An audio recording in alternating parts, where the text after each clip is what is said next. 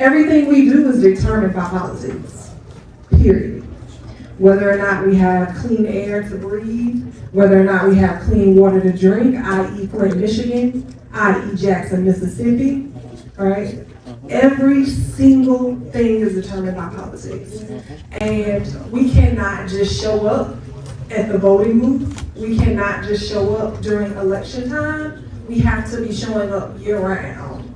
And what I have seen my past 4 years in office is the folks that show up year round in front of the folks that are currently in power, because I'm in the minority party, right? The folks that show up year round are the corporations, period.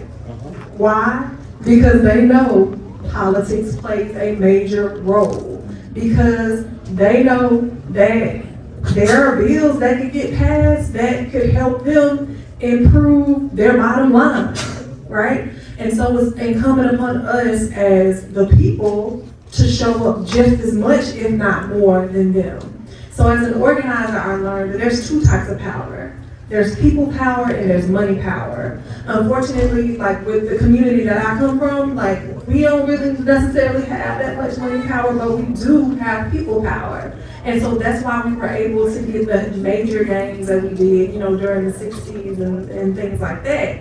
And so, I mean, it's so wild being in Tallahassee and hearing and seeing firsthand the backroom deals that are being cut simply because a $10,000 check was given or that they showed up here. And so, I know folks are upset about what's been going on, but it's only going to get worse if you don't continue to show up. There has been anti-Muslim bill after bill after bill this legislative session. There's been anti-Black legislation, and it's simply because I think that folks have seen the writings on the wall. The people in power have seen the writings on the wall.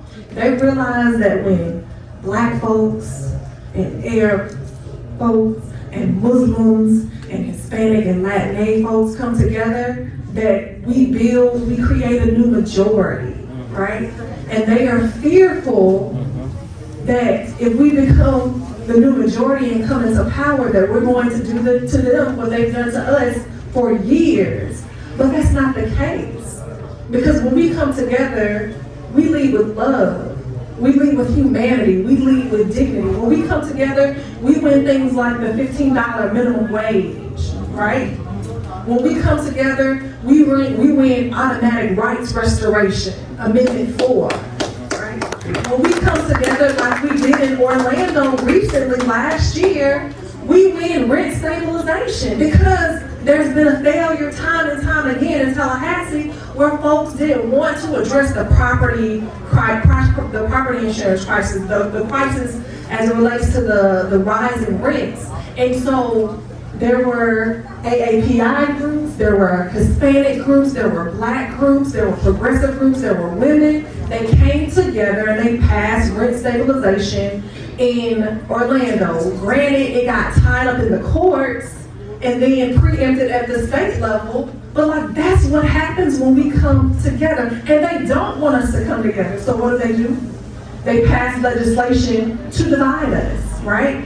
There was recently, there was also a bill, HB 187, they called it an anti-Semitism bill, in which they wanted to define anti-Semitism, saying that now I can't be critical of the country of Israel doing things that are basically, I feel personally, is genocide. And so they want to label me an anti-Semite. And so, but this is what happens when we don't continue to show up year round. And not just knock on doors to get people in office, but like to hold them accountable. And let's be clear, we don't just need to hold Republicans accountable, we need to hold Democrats accountable as well. And so it's important. I would love to see more Muslims in the chamber with me. Right now we only have Christopher Benjamin, Representative Benjamin there. We need more diversity. When we have a more diverse legislative body, we pass laws that actually help people and not just help corporations.